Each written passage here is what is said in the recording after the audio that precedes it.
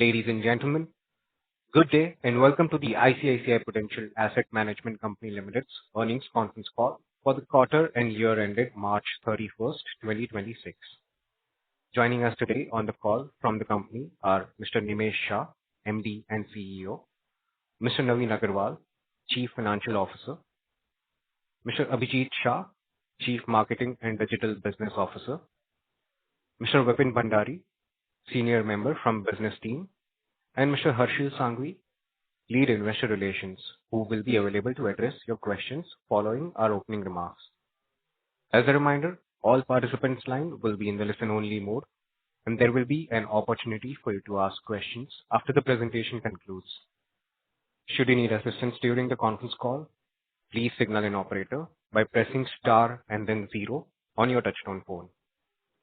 I now hand the conference over to Mr. Naveen Agarwal, CFO of ICICI Prudential Asset Management Company Limited. Thank you, and over to you, sir. Thank you. Good evening, everyone. Welcome to ICICI Prudential Asset Management Company Limited's earnings conference call for the quarter and year ended March 31, 2026. I trust that you've had the opportunity to review our earnings presentation and the investor materials that have been shared on the stock exchange and on our website. I'll start with a brief industry overview. Industry's quarterly annual average assets under management grew at 21.1% year-on-year and 0.7% sequentially in Q4 FY26, reaching 81.62 trillion rupees. Equity and equity-oriented quarterly average AUM, which commands the largest pie of the overall mutual fund industry, increased by 20.7% year-on-year and degrew by 0.4% quarter-on-quarter to 43.80 trillion rupees. The decline can be attributed to challenging market conditions during the quarter, as reflected in declines across benchmarks and broad-based indices. For instance, Nifty 50 decreased by 14.5% from the levels of 26130 at the end of December 2025 to 22331 at the end of March 2026.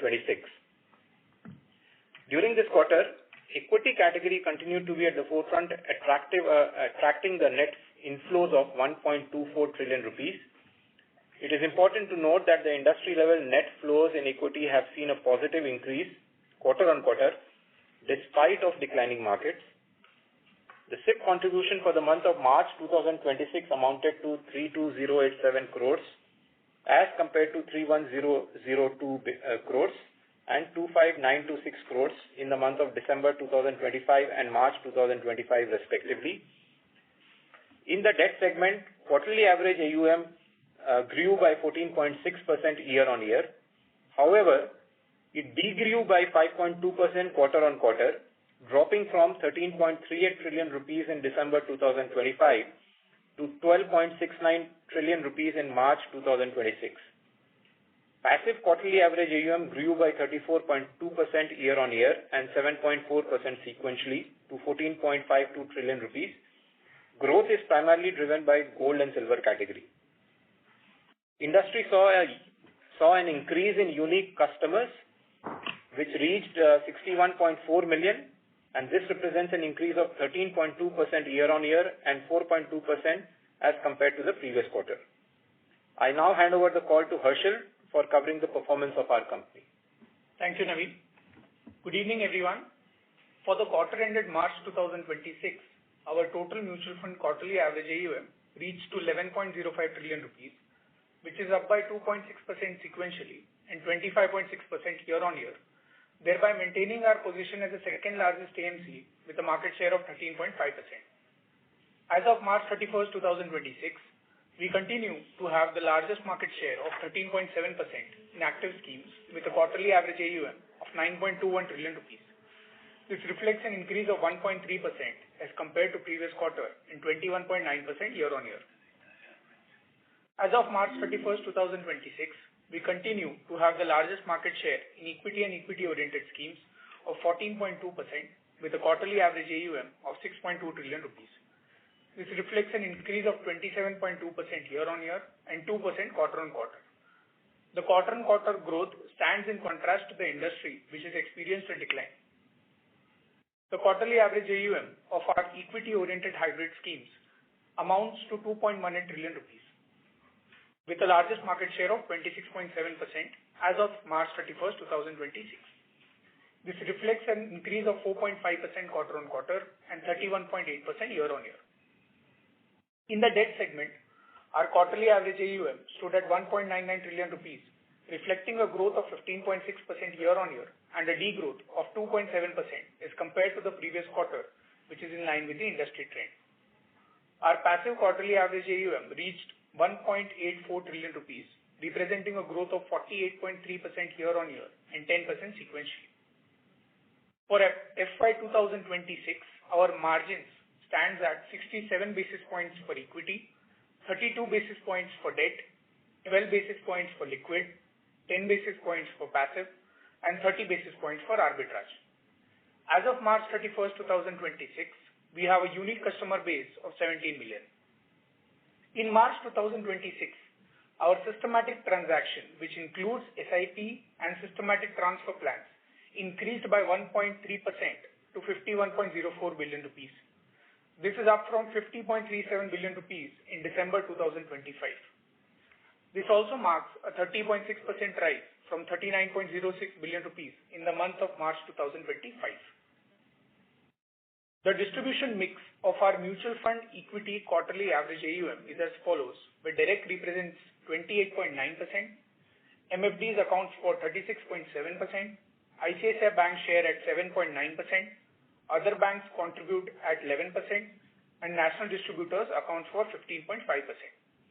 Notably, our net flow market share in equity schemes exceeds our AUM market share.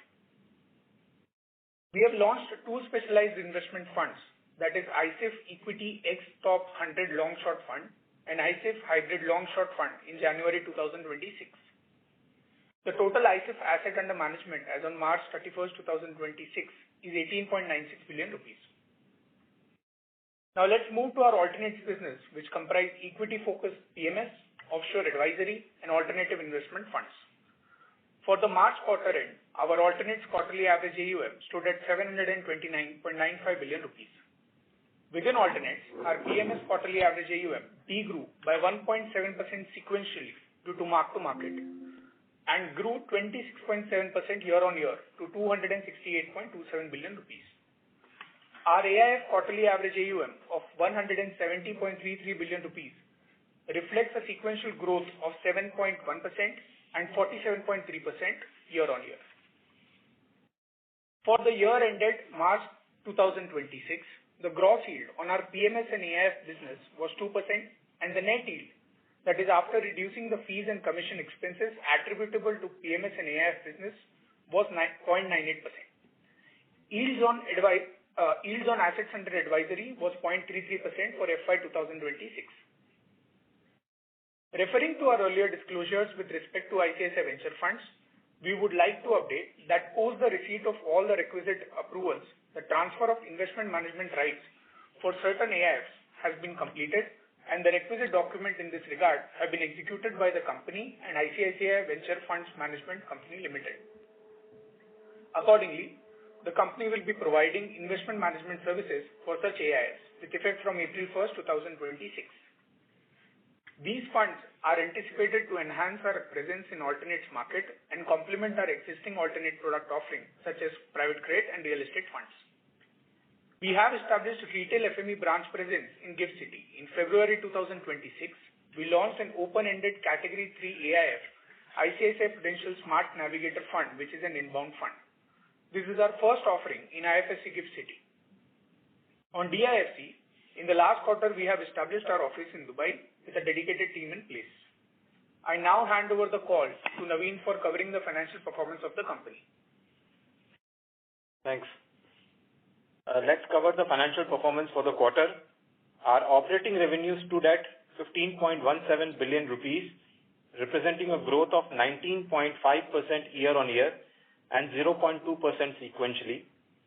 Our operating net revenue mix, please note this is net revenue mix, from mutual fund was 90.65%, alternate 7.58%, and advisory was 1.77%. We have recorded a negative other income of 0.89 billion rupees for the quarter ended March 2026 due to the mark-to-market impact.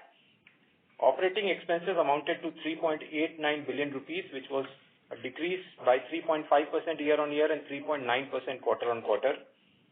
Our operating profit before tax, which indicates the core profitability of the business, increased to 11.28 billion rupees. This represents a 30.2% increase year-on-year and 1.6% rise compared to the previous quarter.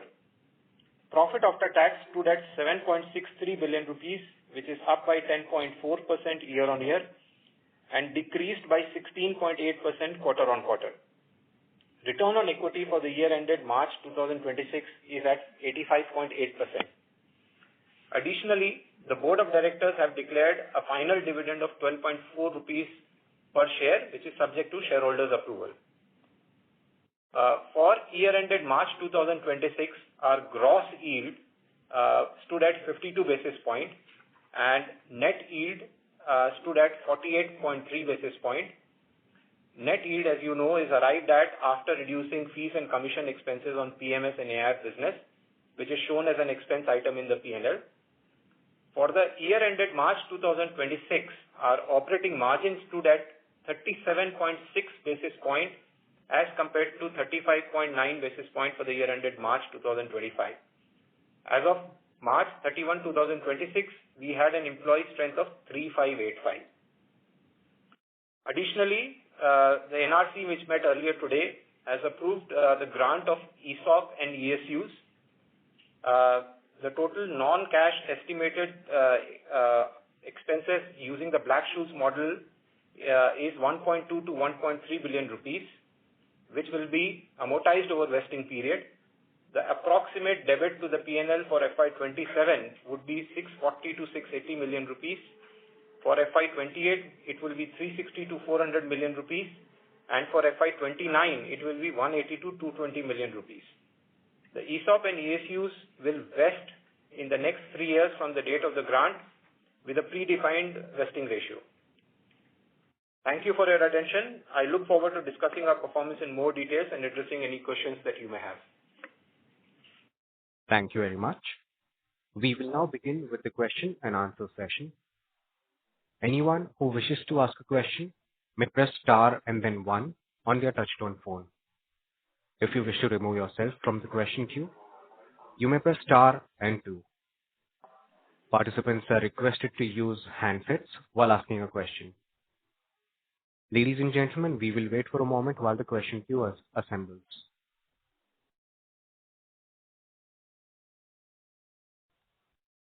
Our first question comes from the line of Prayesh Jain from Motilal Oswal Financial Services. Please go ahead. Hi, good evening, everyone. Firstly, just, structurally, how is the trends at the ground level shaping up, with respect to flows on lump sum, SIPs? While March data came out pretty strong, but that also has some spillover effect of February because there were, towards the end of the month of February, there were some lesser number of working days, and that kind of spilled over to March as well. So what is the kind of ground level scenario with respect to SIP as well as lump sum inflows on the equity side? If you can highlight that would be great. See, our view on that is that now it is 18 months since equity returns have been quite subdued. And we also are looking every month with the kind of geopolitical uncertainty in India. People in the past have seen so many V-shaped recoveries that, as you know, in the month of March, while I agree with you, there is a spillover and you've done a lot of analysis on that, people have been investing on the days the markets have been falling. So have there been inflows on those days? Yes, the inflows have been in those days.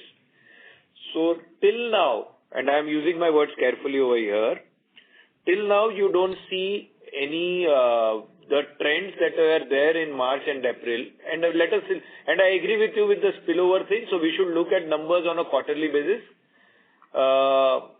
There is no much difference that we see between March and April.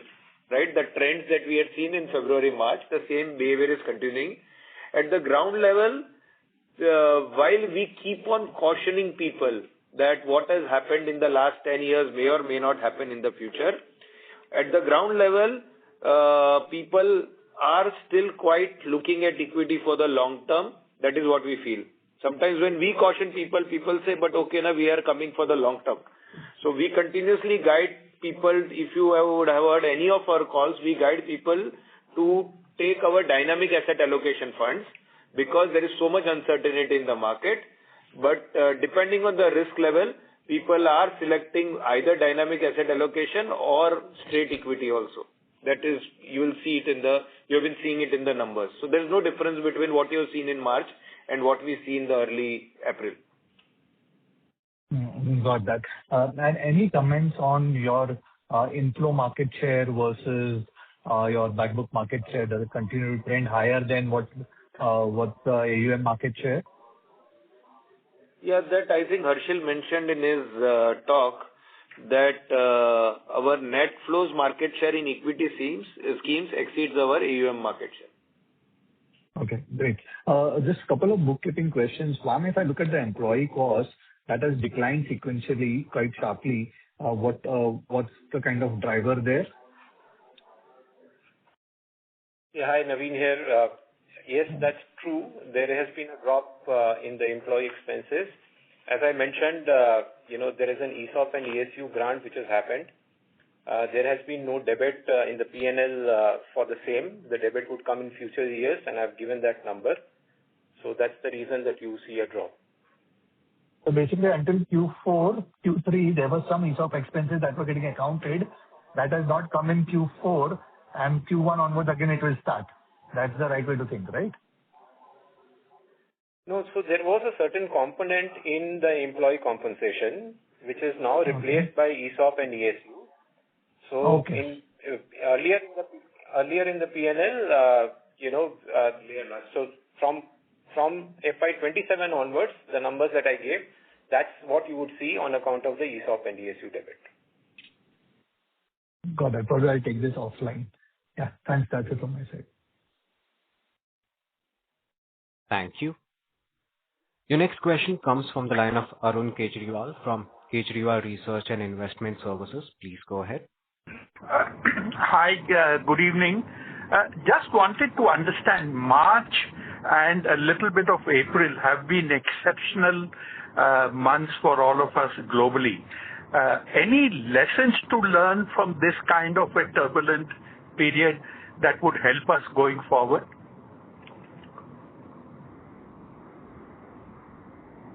As far as our business is concerned, right, we have been cautioning in any of the calls that we do with our distributors, do with our investors.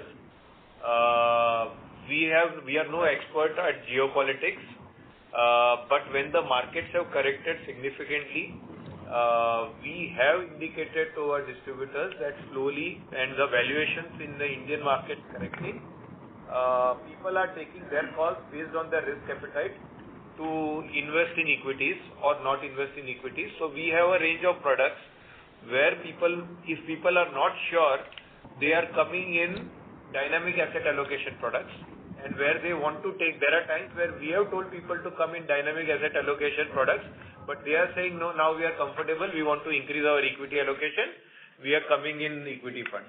So there are variety of people, and as an AMC, we need to have funds which suit each of the customers' preferences. Sir, one small follow-up on this. Any change in asset allocation that you see from the man on the street in this kind of period?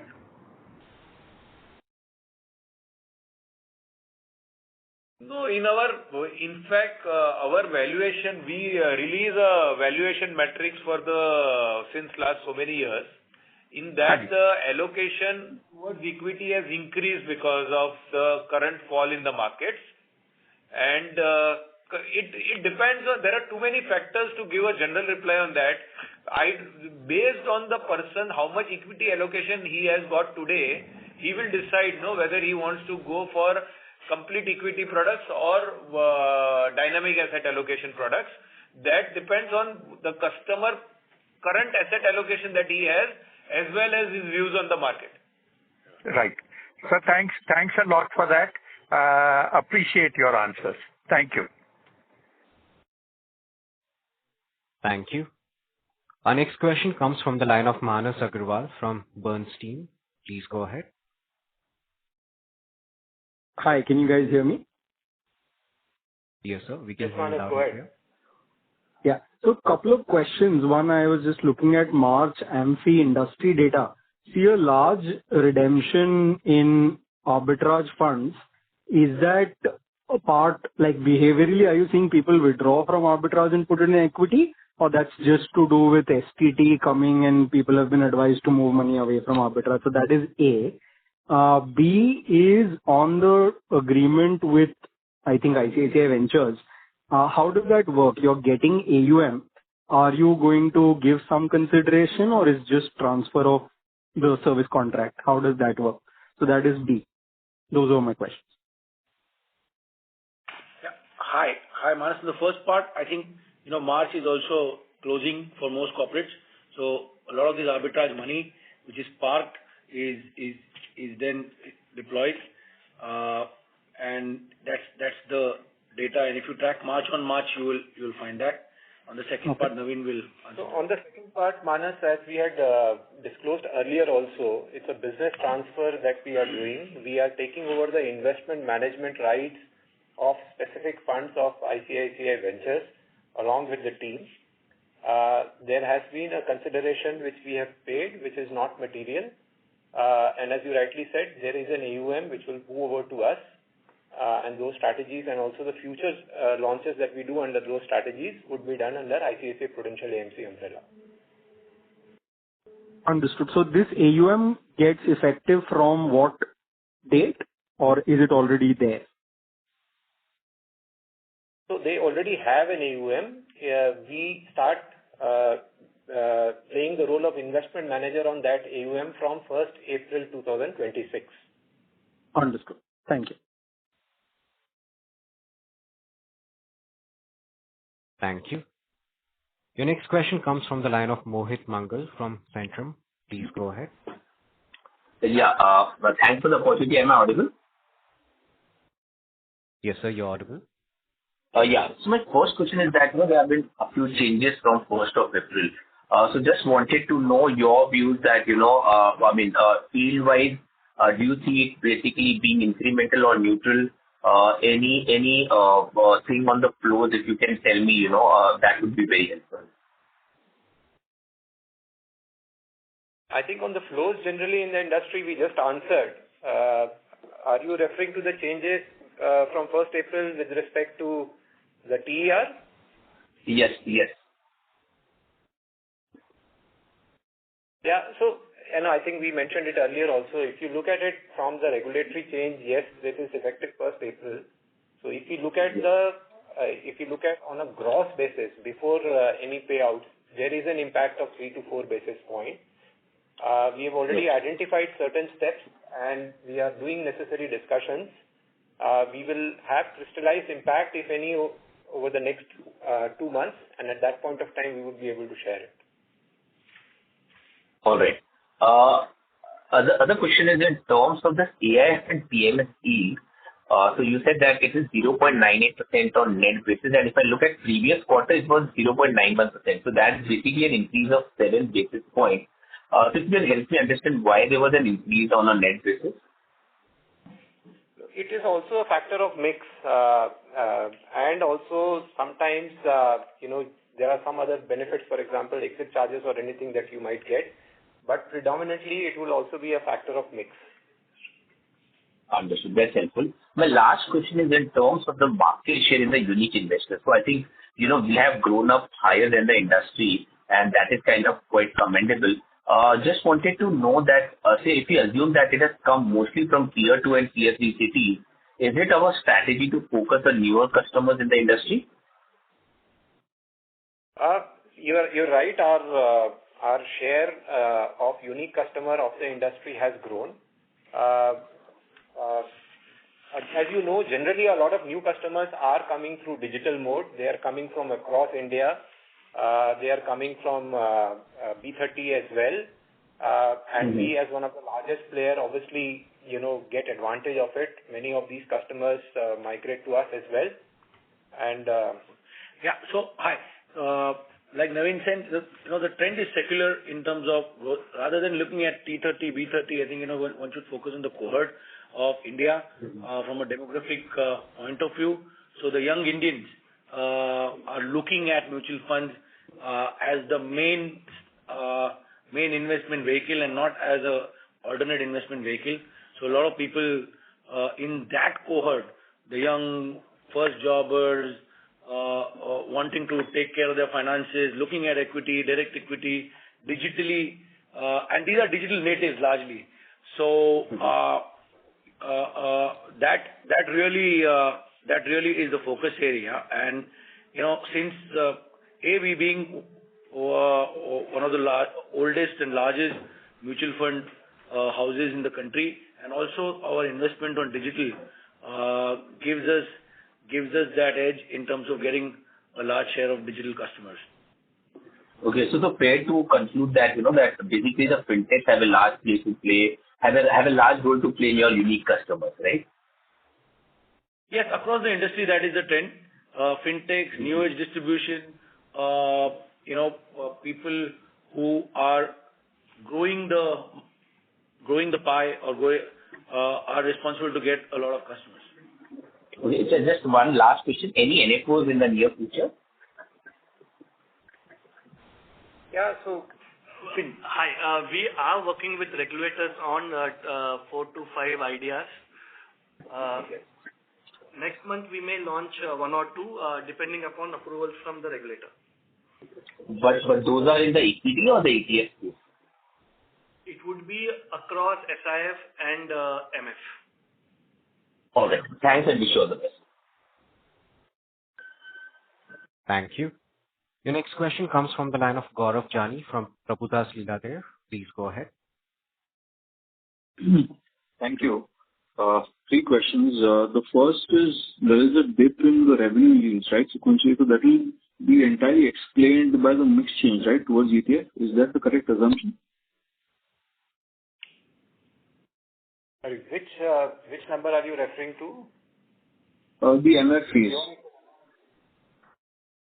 There's a drop of about a bip and a half, right, in the MF yield. So I was just kind of trying to reconcile that.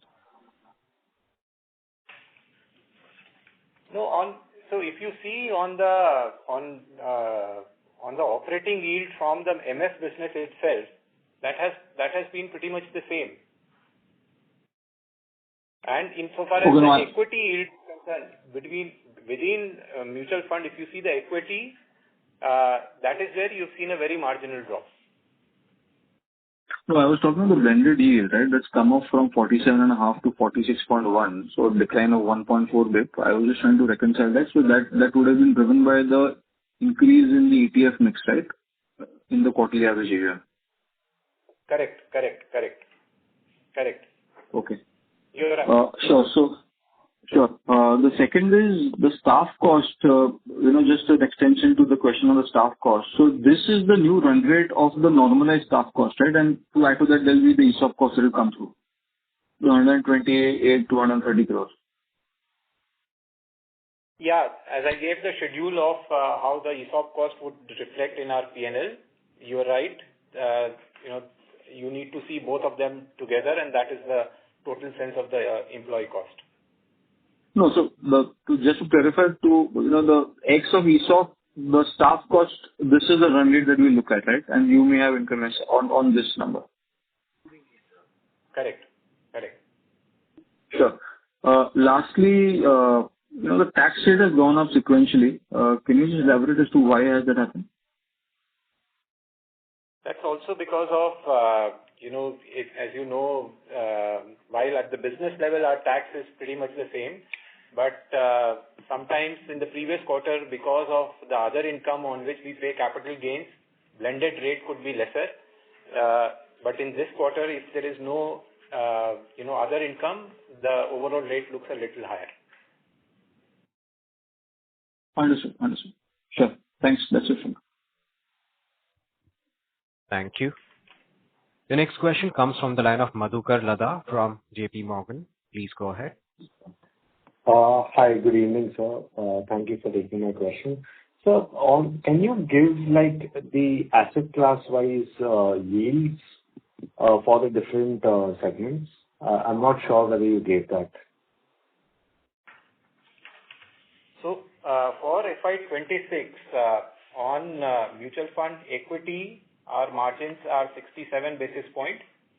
For debt, it is 32 basis point. For liquid, it is 12 basis point.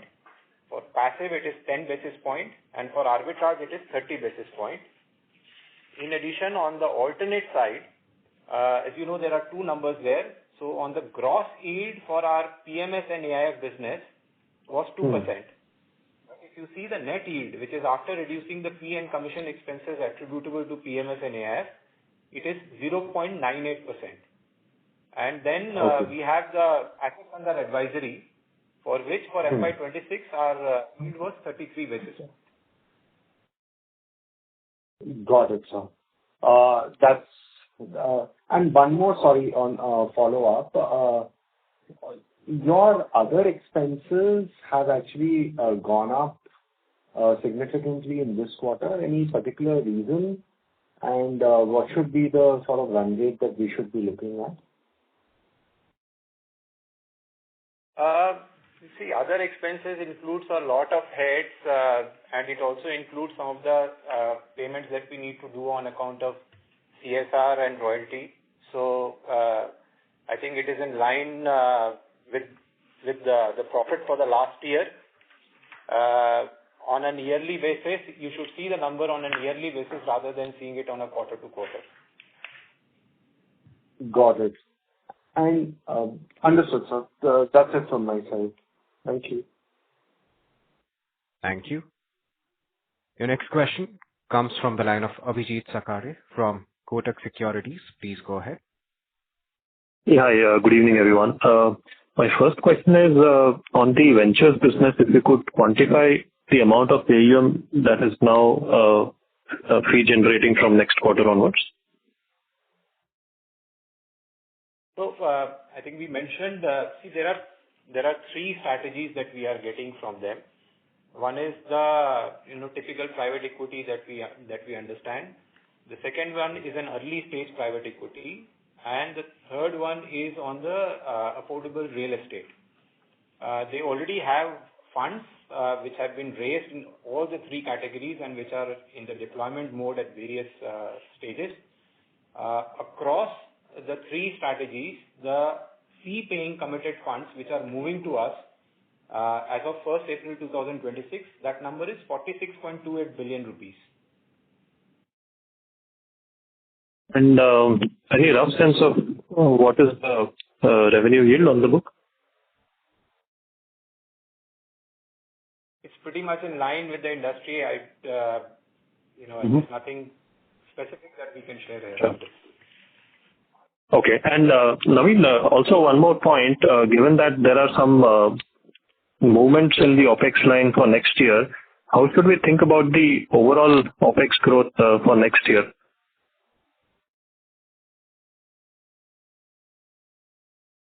So, I think, while we do not give any guidance for the next year, but typically in any business, you would see an OPEX growth which is on a normalized basis.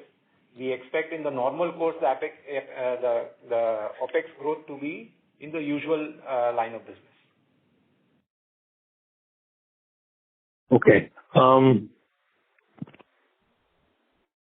And lastly, sorry, on the mutual fund revenue side, if you could just actually, just quantify the mutual fund revenue numbers for this quarter and same quarter previous year. So for this quarter, for mutual fund, our revenue is 48,414 million rupees. This is for the year. Sorry, this is for the year. Mm-hmm. Yeah. And if you see a similar 4841. number for last year it was 39,635 million rupees. Got it. All right. That's all I had. Thank you so much. Thank you. Your next question comes from the line of Dipanjan Ghosh from Citi. Please go ahead. Hi. Good evening, sir. A few questions from my side. First, in terms of the industry or for your company specific, if you could shed some color on the behavior of the SIP customer in the traditional distributor channels versus the new age channels during this current market downturn, both in terms of new additions and also in terms of churn or pauses or cancellations. Second, on your SIP book, is it possible to, or at least on the equity part, break it down into the top 2 or 3 schemes which should be kind of getting money? Third question would be on the SIF in terms, in your presentation you have mentioned that you have closed the year with around 19 billion of AUM.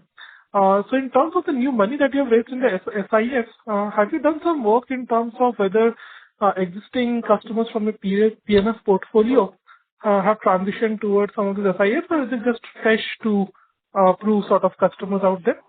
And lastly, now that Ventures is integrated into your company, for the next 2 years in terms of new segments that you would want to kind of expand your product bouquet on the alternate side, if you can kind of give some direction on that. Yeah. So you have totally 4 questions. I think the 4th question Naveen will take, and I will go on the 3 questions that you first asked on the mutual fund and SIF side. Coming to the 3rd question first, the customers on the SIF are largely fresh. There is no migration/transition from the PMS, because as you know, the ticket size for SIF is 10 lakh and the entry ticket size for PMS is about 50 lakhs. To your second question on flows or top for SIP, it is in line with the trend that we have. A lot of customers look at sectoral thematic funds. Our experience is, and from our point of view, and we've always been the proponents of asset allocation, dynamic asset allocation as a fund house, and which really helps customers. So we get a lot of flows on the multi-asset funds from a customer point of view. To your first question on texture and color, if I get it right, on SIP customers and new customers, it is in line, and that, like I mentioned earlier, customers who are young, customers who are first jobbers, customers who are looking to enter equity markets through the route of SIP are the ones coming through digital platforms, which are largely digital natives. On your specific question on how market behavior plays out on the customer texture and color, we see that ticket sizes largely increase when the markets are down. People try to increase their SIPs. People try to look at it as an opportunity, and that's across the industry. So I hope I've answered the 3 questions that you had. On ICICI Ventures, Naveen. Yeah. So on ICICI Ventures, Dipanjan, if you see our product bouquet on the alternate side, we already have a very healthy practice on the listed equity where we have both the PMS and the closed-ended AIF. Apart from that, as you know, we already had from before in ICICI Pru AMC private credit, where we've had series of funds. We also have real estate, and within real estate also we have multiple strategies. Both one is on the office yield side and second is on the residential redevelopment side. And then in addition now with venture, what we are getting is one is, as I mentioned, the private equity. Plus we are also getting an early stage private equity fund. Both of them have been raised and are in deployment mode. And then on the real estate, we would further beef up with an affordable housing fund that they have. So with this, we feel that the bouquet is quite vast and complete. But we'll keep evaluating and searching for opportunities where we can add. So Dipanjan, just to sum up what Naveen said. Yeah, sure.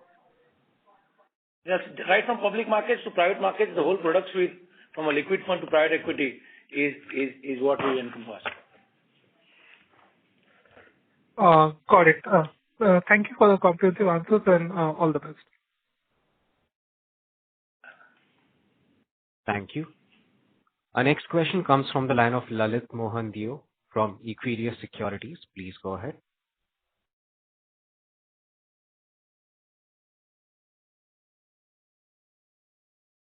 Hello? Yeah, Lalit, we can hear you. Yeah. Good evening, sir. Thank you for the opportunity. First question was on the, so like as you mentioned that in the current times, like there has been a strong growth on the fintech side.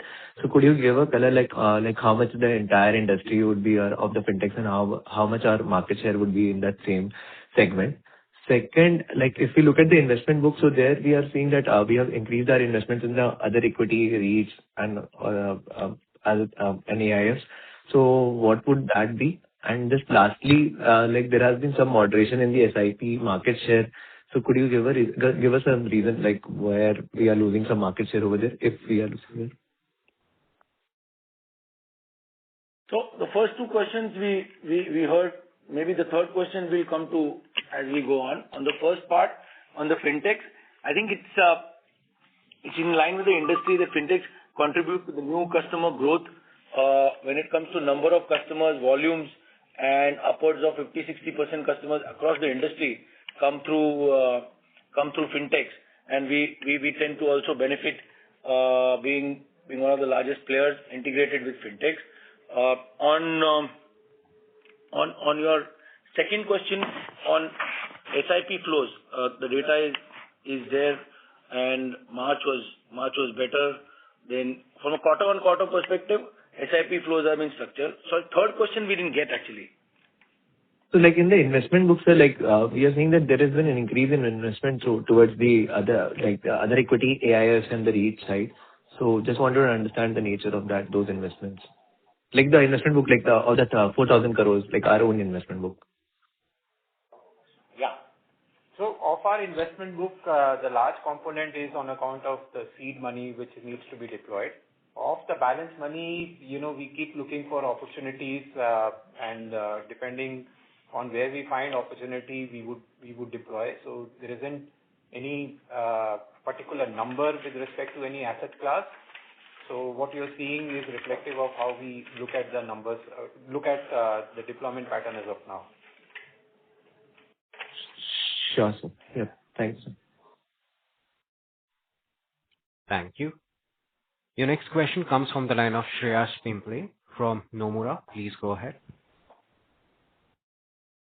Hello. Thank you for the opportunity, sir.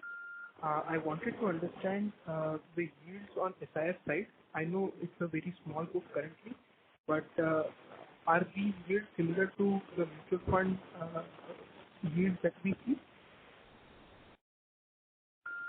Yeah. SIF effectively follows the same model as equity insofar as the pricing is concerned. It's slab-based based on the corpus.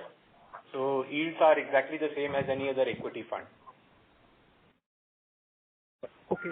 If there is a debt-based SIF, will the yields be similar to debt mutual fund yields? Yes. If that is the case, if it is debt-based, then it will be. Okay. Thank you so much. The second question was on the passive side. Is it fair to say that in this quarter we have seen gold ETF and commodity ETF AUM not growing as much as equity index and equity ETF AUM growing, because we have seen overall yields going down. Is that assumption correct, sir? Yeah. If we divide the analysis in two parts. One is if you look at for the year, you would see the share of gold and silver component in the passive having gone up. But if you look at this quarter versus last quarter also, there has been some incremental flows, but I think the increase has declined. The rate of increase has declined. Understood. Yeah, thank you so much. Those were my questions. Thank you. Your next question comes from the line of Manish Oswal from Nirmal Bang. Please go ahead. Yes, sir. Thank you for the opportunity. I have most of the question already answered. I have only one question. To understand the retail investor behavior in this volatile times, I mean, in terms of incremental 100 rupees coming in terms of flow, how the money is split in the equity asset class like ETF to the active funds? If you give qualitative comment on that, it will be great insightful for us. Thank you. No, I think we gave that number in our opening remark. We mentioned that if you look at only the equity category at the industry level, for this quarter, the net inflows was 1.24 trillion rupees. This is only on the active side. Okay, sir. Okay. Thank you.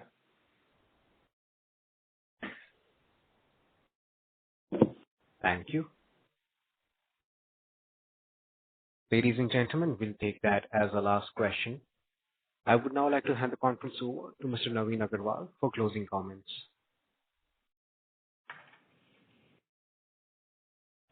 Thanks a lot. We appreciate the interest by all of you. Thank you very much once again and wish you all a very good evening. Thank you. Thank you. On behalf of ICICI Prudential Asset Management Company Limited, that concludes this conference. Thank you all for joining us, and you may now disconnect your line.